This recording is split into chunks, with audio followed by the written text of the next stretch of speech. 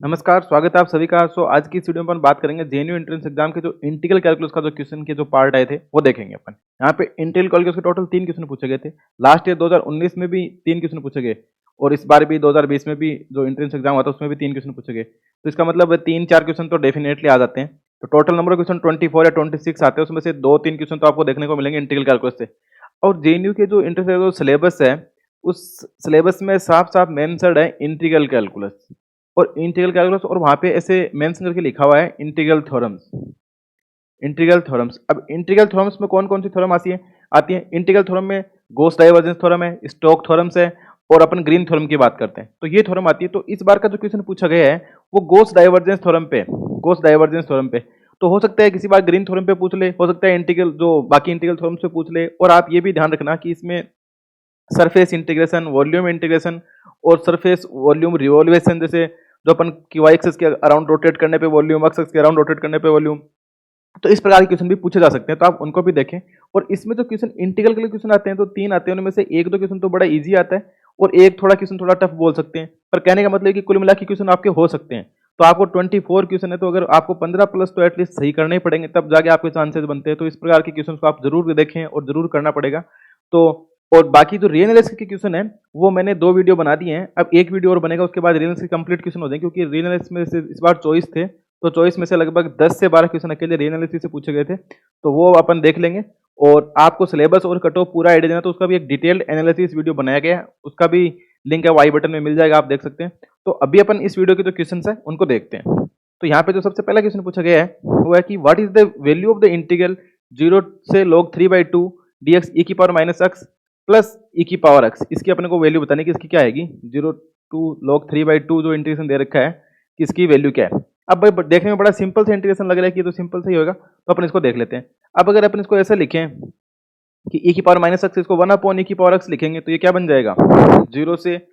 log 3/2 ऊपर चला जाएगा e की पावर x, नीचे बन जाएगा e की पावर 2x प्लस 1 और dx। अब ये बड़ा सिंपल हो जाएगा। अब इसमें जैसे आप e की पावर x को अगर मानो t मान लेते हैं तो e की पावर x dx क्या बन जाएगा, dt बन जाएगा। तो ये तो dt बन जाएगा और नीचे क्या बन जाएगा, ये e की पावर 2x क्या बन जाएगा। इसका मतलब यहाँ से e की पावर 2x बन जाएगा अपना t स्क्वायर, और जब e की पावर 2x क्या बन जाएगा, t स्क्वायर। और जब x इक्वल टू 0 है तो t की वैल्यू क्या आ जाएगी, 1 आ जाएगी। और जब x इक्वल टू log 3/2, अब log 3/2 को आप ऐसे भी लिख सकते हैं,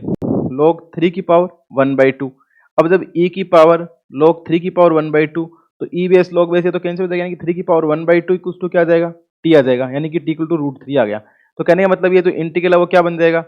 ये जो इंटीग्रल बन जाएगा, सॉरी, ये जो इंटीग्रल है वो बन जाएगा 1 से √3 और 1/t² प्लस 1 dt बन गया। जैसे कि आप यहाँ पे देख सकते हैं 1/t² प्लस 1 dt बन जाएगा। आप इस पे ध्यान मत दें कि ये कम दिख रहा है, ये पीडीएफ में आपको अवेलेबल करा दूंगा। अगर आप थोड़े बहुत अच्छे इसके व्यूज आ जाएंगे तो ये पीडीएफ आपको टेलीग्राम चैनल पे मिल जाएगी, तो आप वो भी ज्वाइन कर सकते हैं। एक्सपोनेंशियल मैथमेटिक्स सर्च करेंगे टेलीग्राम पे जाके तो आप वहाँ पे पहुंच जाएंगे। अब ये इंटीग्रेशन तो अपन को बड़ा आसानी से आता है, तो ये क्या बन जाएगा, tan इनवर्स t और वैल्यू क्या हो जाएगी 1 से √3, तो tan inverse √3 minus tan inverse 1, और tan इनवर्स √3 कितना होता है, π/3 माइनस का π/4 इक्वल्स टू क्या आ जाएगा, इसकी वैल्यू क्या होती है π/12। तो इसका आंसर क्या आ जाएगा, ये इंटीग्रल की जो वैल्यू है वो कितनी आ जाएगी π/12। तो बड़ा सिंपल सा इंटीग्रेशन था, इसको देखते आपको टिक मार्क करने वाला क्वेश्चन था, ये जल्दी से सॉल्व करने वाला था। तो इसका आंसर आ जाएगा π/12, तो ए ऑप्शन इसका करेक्ट हो जाएगा। तो बड़ा सिंपल क्वेश्चन था। जो नेक्स्ट क्वेश्चन है उसको और देखते हैं। अब उसमें क्या है कि let S be the sphere, यहाँ पे एक एस कोई अपने को स्पेयर दे रखा है, x² plus y² plus z² equal to r², F be the vector field on r³ given by, ये किस प्रकार से दिया कि f equal to x³ i cap plus y³ j cap plus z³ k cap, and n denote the unit normal vector to the surface s। What is the value of the surface integral f dot n cap dash, इसकी value क्या होगी, इस surface integration की value अपने को पूछी है। तो आप ध्यान में रखें जब भी ऐसा क्वेश्चन आए, जब आपको सरफेस इंटीग्रेशन पूछे तो आपको वो जो 3 थ्योरम्स हैं वो ध्यान में आ जानी चाहिए। 3 थ्योरम्स कौन सी हैं, वो तीनों थ्योरम अगर आपको दिमाग में आ जाएगी थ्योरम्स 3 कौन सी है। जैसे इसमें अपन बात करें तो गॉस डाइवर्जेंस थ्योरम आती है, गॉस डाइवर्जेंस, और स्टोक थ्योरम और ग्रीन थ्योरम। तो इन तीनों में से बेस्ट एक ने क्वेश्चन तो 100% पूछेगा, तो आप तीनों थ्योरम्स को ध्यान में रखें और देखें जब भी ऐसा क्वेश्चन आए तो आप लगाने की कोशिश करें। अब यहाँ पे अपने को पूछा कि F dot N cap D S, और एफ अपने को ये दे रखा है, तो अब एफ डॉट एन कैप, अब ऐसे देखिए कि जो सरफेस इंटीग्रेशन को कौन सी है जो सरफेस को आसानी से बना देती है। अपने को यहाँ पे एफ दे रखा है सिर्फ और अपने को एक स्पेयर दे रखा है। तो अपने को देख के ये आइडिया लग जाना चाहिए कि कौन सी थ्योरम है जो सरफेस इंटीग्रेशन को थोड़ा सिंपल बना देती है। तो अपन जानते हैं कि गॉस डाइवर्जेंस थ्योरम होती है जो F dot N cap D को क्या बना देती है, डाइवर्जेंस ऑफ एफ, इसको वॉल्यूम में बदल देती है और वी कर देती है। अब यहाँ पे इसको थोड़ा आसानी से कर सकते हैं क्योंकि इसका अपन डाइवर्जेंस निकाल सकते हैं और वॉल्यूम अपन किसके ओर निकालना है, ये जो अपना स्पेयर है इसके ओर निकालना है। तो ये अपने थोड़ा आसान काम हो जाएगा। तो ये देखते ही आपको पता लग जाना चाहिए कि कौन सी थ्योरम है। अब आपको तीनों थ्योरम के स्टेटमेंट ध्यान में होंगे तो आप इजीली देख सकते हैं। तो इसका मतलब ये है कि तीनों थ्योरम ही इंपॉर्टेंट है, अपन इनको ध्यान में रखना है। तीनों पे बेस्ड क्वेश्चन पूछा सकता है। इस बार गॉस पे पूछा गया तो हो सकता है अगली बार स्टोक पे या ग्रीन पे पूछा जाए। तो अब इस क्वेश्चन में अपन सिर्फ डाइवर्जेंस एफ निकालेंगे और डीवी करेंगे और वी कहाँ पे लेंगे, अपन स्पेयर पे लेंगे। तो अब अपन देखें इसको, तो अपना एस स्पेयर है कि X square plus Y square plus Z square equal to R square और एफ वेक्टर फील्ड दे रखा है। तो जब इसका डाइवर्जेंस ऑफ एफ निकालेंगे तो क्या होगा, del by del X I cap plus del by Y J cap plus del by del Z K cap और डॉट प्रोडक्ट किसके साथ, X cube I cap plus Y cube J cap plus Z cube K cap. अब ये क्या बन जाएगा, 3x square plus 3y square plus 3z square. और अब डाइवर्जेंस एफ डीवी करना है तो ये डीवी ओवर वी, जो वी किसके ओवर है, X square plus Y square plus Z square equals to R square. अब यहाँ पे आप ऐसे मत कर देना कि 3 को कॉमन ले लेते हैं, X square plus Y square plus Z square equal to R square put कर देंगे। वो नहीं कर सकते अपन। आर स्क्वायर अपन तब पुट करेंगे जब अपन इसको स्पेरिकल या सिलेंड्रिकल या जो कोऑर्डिनेट, क्योंकि 3D में क्या होता है, 3 डायमेंशन में तो स्पेरिकल या सिलेंड्रिकल होता है। तो अगर उस कोऑर्डिनेट में आप इसको चेंज कर रहे हैं तब आप यहाँ पे यूज कर सकते हैं। तो अब अपने ये बन गया डाइवर्जेंस ऑफ डीवी करने पर 3 बाहर आ गया, X square plus Y square plus Z square D V बन गया। अब अपन इसको क्या करें, कौन से कोऑर्डिनेट सिस्टम में चूज करें कि आसानी से बन जाए, सिलेंड्रिकल में करें या फिर स्पेरिकल में करें या जैसा अपन को कार्टेशियन या इसको रेक्टेंगल कोऑर्डिनेट बोलते हैं उसमें अपन इसको करें, तो कौन से में सरल रहेगा। तो अपन देखते हैं इसको। अगर अपन स्पेरिकल में चेंज कर लेते हैं तो बड़ा आसान हो जाता है। अब आपको पता होना चाहिए स्पेरिकल कोऑर्डिनेट सिस्टम में क्या होता है। स्पेरिकल कोऑर्डिनेट सिस्टम में क्या होता है, एक्स इक्वल टू अपन लिखते हैं rho sine phi cos theta, Y equal to rho sine phi sine theta और जेड इक्वल टू अपन लिखते हैं रो कोस फाई। इसको आप ऐसे भी देख सकते हैं कि जो अपना जो ये जेड सॉरी अगर ये जेड होता है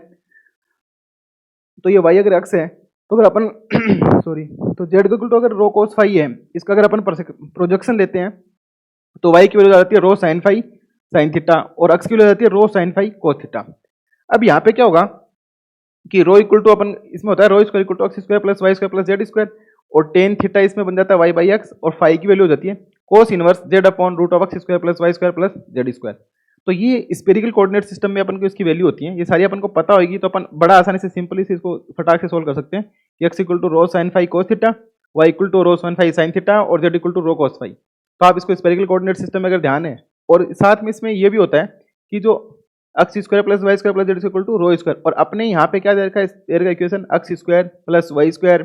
plus Z square equals to R square. इसका मतलब रो स्क्वायर इक्वल टू क्या आ गया, आर स्क्वायर, यानी कि रो की वैल्यू तो क्या हो गई अपनी रो इक्वल्स टू तो आर आ गया। अब यहाँ से rho square equal to R square आ गया और जो डीवी अपन लेते हैं D x D Y D Z, इसकी वैल्यू स्पेरिकल कोऑर्डिनेट सिस्टम में हो जाती है rho square sine theta D rho D theta D phi. और अगर आप इसको सिलेंड्रिकल में चेंज करते हैं तो जो डीवी होता है उसकी वैल्यू होती है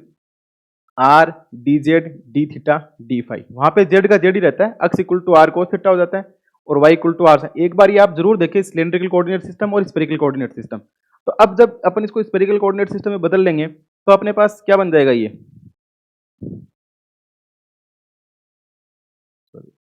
जब स्पेरिकल कोऑर्डिनेट सिस्टम बदल लेंगे तो D V equal to rho square sine theta D rho D theta D phi बन गया। और अब यहाँ पे स्पेयर के लिए क्या होता है कि अब जो रो है वो तो अपना आर की इक्वल हो गया और जो थीटा की वैल्यू होती है वो 0 से पाई होती है और फाई की वैल्यू 0 से 2 पाई होती है। ये ध्यान रखना जब भी आप स्पेरिकल कोऑर्डिनेट सिस्टम बनाते हैं तो स्पेरिकल कोऑर्डिनेट सिस्टम में अपन जेड इक्वल टू जो रो कोस फाई लिखते हैं उसी का प्रोजेक्शन लेते हैं अपन एक्स एक्सिस पे और वाई एक्सिस पे। तो जब एक्स एक्सिस पे लेंगे तो ये बनेगा rho sine phi cos theta और वाई एक्सिस पे लेंगे तो ये rho sine phi sine theta. तो अब इसका थीटा होता है वो थीटा की वैल्यू होती है 0 से पाई के बीच में और जो फाई होता है वो 0 से 2 पाई के बीच में स्पेयर के लिए। तो यहाँ से 0 less than rho less than R हो जाएगा, 0 less than theta less than pi और 0 less than phi less then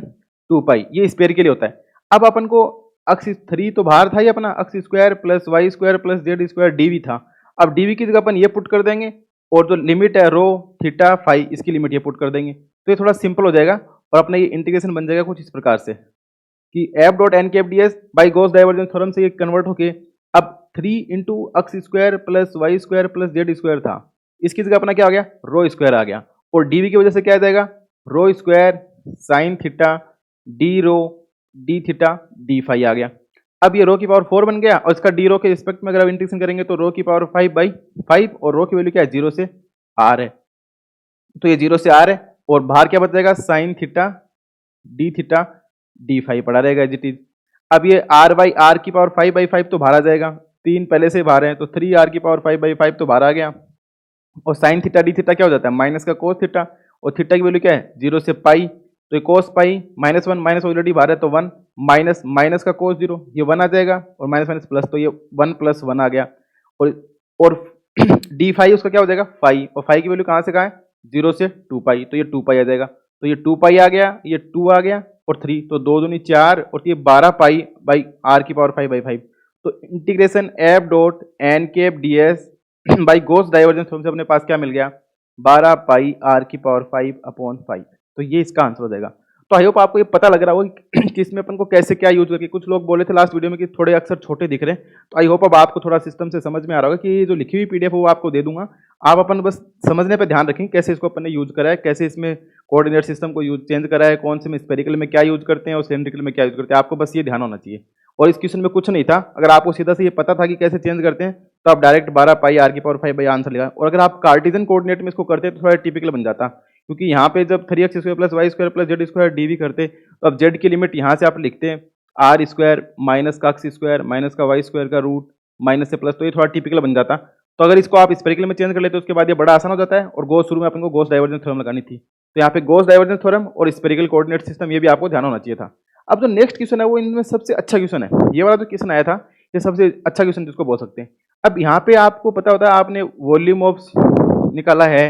surface area निकाला होगा, पर सरफेस एरिया इस प्रकार से नहीं निकाला होगा जिस प्रकार से इस क्वेश्चन में पूछा गया है। और अगर अपन बोलते हैं कि वॉल्यूम ऑफ सॉलिड रिवॉल्वेशन से निकाल सकते हैं कि जैसे मान लो ये कोई कर्व होता है, इसको एक्स के अबाउट रोटेट करते हैं तो ये नीचे ऐसा बन जाता है, तो अपन ऐसे बोल सकते हैं कि ये डिस्क मेथड जिसको अपन बोलते हैं, और फिर अपन इसका एरिया निकाल देते हैं, वॉल्यूम निकाल देते हैं। इस प्रकार के क्वेश्चन भी आ सकते हैं, पर इसमें पूछा गया है कि area of the portion of the sphere x² + y² + z² = r² lying between plane z = r and z = √3r/2। तो ये क्वेश्चन आप ध्यान से समझे, इस क्वेश्चन में आपको बड़ा ही अच्छा कॉन्सेप्ट मिलेगा। यहाँ पे क्या होता है कि जैसे अपन मानो कि ये सपोज दैट ये पार्ट है स्फीयर का, जैसे ये मान सकते हैं कि ये स्फीयर का ही पार्ट है, और जैसे ये स्फीयर का पार्ट है यहाँ पे से कहीं सेंटर होगा, यहाँ पे सेंटर होगा, तो ये इसकी रेडियस हो जाएगी। और जैसे इसमें बना भी रखा है कि y एक्सिस है, ये x एक्सिस है और ये z एक्सिस है। अब ये बोलता है कि z = √3r/2, तो z = √3r/2 अपन मान लेते हैं कहीं यहाँ पे क्या होगा, z = √3r/2 कुछ यहाँ पे हो जाएगा, और ये कौन सी लाइन हो जाएगी, ये जो सबसे ऊपर जो टॉप पे ये z = r हो जाएगी। तो अपने को ये वाला जो एरिया है ना, इसका सरफेस एरिया, यानी आप ऐसे सोच सकते हैं कि ये कोई बॉल होती है, उसके जो ऊपर का जो पार्ट है, ये जो बीच में जो ये जो डॉट डॉट बॉक्स से बना रखा है, ये क्या सरफेस एरिया, यानी कि इसके पूरे के सरफेस के ऊपर का दिखा रखा है पार्ट है, तो अपन को इसका एरिया निकालना है। तो अब अपन क्या करेंगे, इसका अपन प्रोजेक्शन ले लेते हैं यहाँ पे, तो यहाँ पे जो प्रोजेक्शन बनेगा ना ये वाला, तो अपन इसका एरिया निकाल देंगे सरफेस एरिया, तो अपना काम हो जाएगा। और इसका अपन क्या करते हैं, ये जेड एक्स प्लेन में इसका अपन प्रोक्षेप ले लेते हैं, जेड एक्स प्लेन। अब वाई वाला तो प्लेन इधर, ये वाई जेड प्लेन है, ये जेड एक्स है और वो नीचे वाला एक्स वाई, तो ये जो जेड एक्स प्लेन है इस पे अपन क्या ले लेते हैं, इसका प्रक्षेप ले लेते हैं। तो अब ये सरफेस एरिया निकाल लेते हैं, पर इसका सरफेस एरिया निकालने का अपने पास एक फॉर्मूला होता है, अगर y = अगर अपने पास एफ एक्स जेड टाइप की सरफेस है, या z = F X Y type की सरफेस है, या x = F Y Z type की सरफेस है, तो उसका सरफेस एरिया अपन निकाल सकते हैं दीदी। तो यहाँ पे अपने को सिर्फ दो डाटा दे रखे हैं, एक तो स्फीयर दे रखा है और एक प्लेन दे रखा है। तो अब अपन इसको क्या करते हैं कि ये जो प्लेन था, अब अपन ने इसको यहाँ पे जो सरफेस एरिया था इसका अपन ने प्रोजेक्शन ले लिया। अब आप ये देख सकते हैं कि ये जो जेड एक्सिस है इसके इस वाला साइड का और इस वाला साइड का, तो अपन ऐसे बोल सकते हैं कि जो रिक्वायर्ड एरिया था अपना, अपने को पूछा कि z = √3r/2 से z = r के बीच का, आपने पिछले डायग्राम में अच्छे से समझ लिया होगा कि कैसे प्रोजेक्शन ले रहे हैं अपन वहाँ पे, तो वो क्या हो जाएगा 2 गुणा, और ये जो इधर वाला है जेड एक्सिस के, ऐसे मान सकते हैं कि ये वाला पार्ट है, इसको 2 से मल्टीप्लाई कर दें तो 2 × जेड एक्स प्लेन पे जेड एक्सिस के राइट साइड वाला, तो ये तो अपने क्या हो गया रिक्वायर्ड एरिया हो गया। अब अपन इसका प्रोजेक्शन लिया था, तो जो अगर मान लो सरफेस क्या होती है z = fxy होती है, तब तो फॉर्मूला क्या होता है, सरफेस वॉल्यूम जो सरफेस एरिया होता है वो डबल इंटीग्रेशन 1 + fx xy का whole square plus fy xy का होल स्क्वायर का स्क्वायर रूट और dA यानी कि सरफेस एरिया। पर यहाँ पे अपन क्या कर रहे हैं, यहाँ पे अपन यूज कर रहे हैं y = fxz प्लेन, ये ध्यान रखना अपन y = fxz प्लेन यूज कर रहे हैं। तो y = अपन fxz प्लेन यूज कर रहे हैं, तो इसमें अपन यहाँ पे जो dA होता है ना वो dx और dz यूज करेंगे, क्योंकि अपन कौन सा प्लेन कर रहे हैं, जेड एक्स प्लेन यूज किया, y = fzx, तो जेड एक्स प्लेन पे ले रहे हैं। तो अब यहाँ पे तो ये फॉर्मूला क्या बन जाएगा, 2 इंटू, क्योंकि रिक्वायर्ड सरफेस एरिया ये वाला, और 2 से मल्टीप्लाई करना पड़ेगा, क्योंकि 2 से मल्टीप्लाई इसलिए करना पड़ेगा, आप यहाँ पे समझ सकते हैं कि ये वाला जो एरिया है ये वाला अपन निकाल रहे हैं और इधर वाला भी तो अपन को निकालना है, तो अपन इसको क्या करेंगे, 2 से मल्टीप्लाई कर देंगे ये वाला एरिया निकाल के। तो अब जब इसको 2 से मल्टीप्लाई कर देंगे तो यहाँ से अपना मतलब 2 टाइम्स, और ये जो डी है वो अपना क्या हो गया, प्रोजेक्शन हो गया। कहाँ पे प्रोजेक्शन हो गया, आप इसको देख सकते हैं कि अपन ने क्या करा है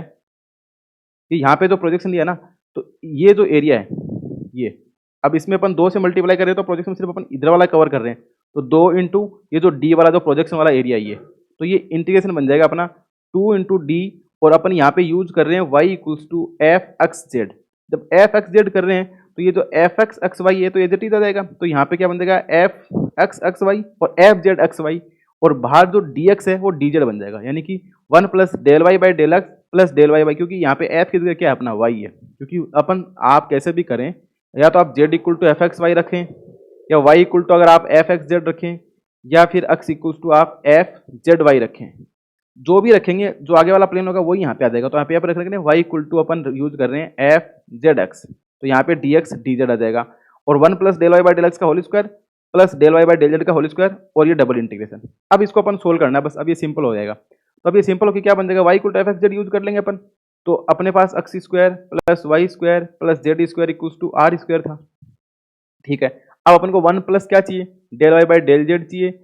इसका होल स्क्वायर चाहिए, plus del Y by del X का होल स्क्वायर चाहिए। तो यहाँ से अगर इसमें एक्स के रेस्पेक्ट में करेंगे तो क्या बनेगा, 2x plus 2y del Y by del X. अब यहाँ से del Y by del X की वैल्यू क्या आ जाएगी, माइनस एक्स अपॉन वाई आ जाएगी। और इसी प्रकार से अगर जेड के रेस्पेक्ट में करेंगे तो क्या बनेगा, 2y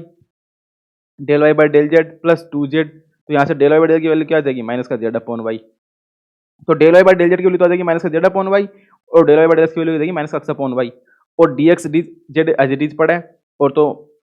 ये बनेगा 1 प्लस माइनस का Y by sorry X by Y का whole square plus Z by Y का होल स्क्वायर। अब ये नीचे वाई स्क्वायर कॉमन ले लेंगे तो ये बन जाएगा Y square plus X square plus Z square upon Y square, तो Y square plus X square plus Z square upon Y square, और बाहर क्या है डी एक्स डी जेड। अब जेड और एक्स की लिमिट है, अब अपन को जेड की तो दे रखी है, Z equal to root 3 R by 2 से आर, और अपन यूज क्या कर रहे हैं, Y equal to F X Z use कर रहे हैं। जब एक्स जेड प्लेन में y तो क्या बन जाएगा, 0 बन जाएगा। जैसे ही y 0 बन जाएगा तो अपनी इक्वेशन थी वो क्या हो जाएगी, X square plus Y square plus Z square equal to R square थी, तो वो जो अपनी इक्वेशन है वो क्या बन जाएगी, वो इक्वेशन बन जाएगी अपनी वाई स्क्वायर तो गायब हो जाएगा, तो X square plus Z square equals to R square. अब यहाँ से एक्स की वैल्यू क्या हो जाएगी, यहाँ से एक्स की वैल्यू आ जाएगी प्लस माइनस का root of R square minus का जेड स्क्वायर, यानी कि माइनस का of root of R square minus Z square से R square plus sorry R square minus का जेड स्क्वायर प्लस वाले चला जाएगी, यानी कि ये जो एक्स इक्वल्स टू माइनस का of root of R square minus Z square से यहाँ पे क्या आ जाएगा plus R square minus Z square का रूट। तो ये लिमिट किसकी आ जाएगी, एक्स की लिमिट आ जाएगी, यहाँ पे रूट आएगा स्क्वायर रूट, तो ये किसकी लिमिट आ गई, एक्स की लिमिट आ गई। अब अपना जो इंटीग्रेशन है तो अब अपन इसमें लिमिट पुट कर देते हैं और इसको सोल्व करते हैं। तो ये जो अब आप यहाँ पे देख सकते हैं कि ये जो X square plus Y square plus Z square upon Y square बन गया, और X square plus Y square plus Z square की वैल्यू क्या है, आर है, और नीचे रूट वाई, तो ये आर बाई वाई आ जाएगा और डी एक्स डी जेड आएगा, और इधर क्या है आर स्क्वायर माइनस का जेड स्क्वायर और आर स्क्वायर माइनस का जेड स्क्वायर माइनस से। अब क्या करते हैं, ये वाई है नीचे आर है, पर अपने को अब आर तो कॉन्स्टेंट है तो आर तो भरा जाएगा, 2r तो बाहर हो जाएगा, पर नीचे क्या इसका मतलब क्या बचेगा 1 upon Y D x D Z, और y इक्वल टू क्या है एफ एक्स यानी कि जेड और एक्स का फंक्शन है। तो अपन क्या करेंगे, तो अपनी इक्वेशन है X square plus Y square plus Z square equal to R square. यहाँ से अपन क्या करेंगे, यहाँ से अपन किसकी वैल्यू निकालेंगे, अपन y की वैल्यू निकालेंगे। तो यहाँ पे y की वैल्यू क्या जाएगी आर स्क्वायर माइनस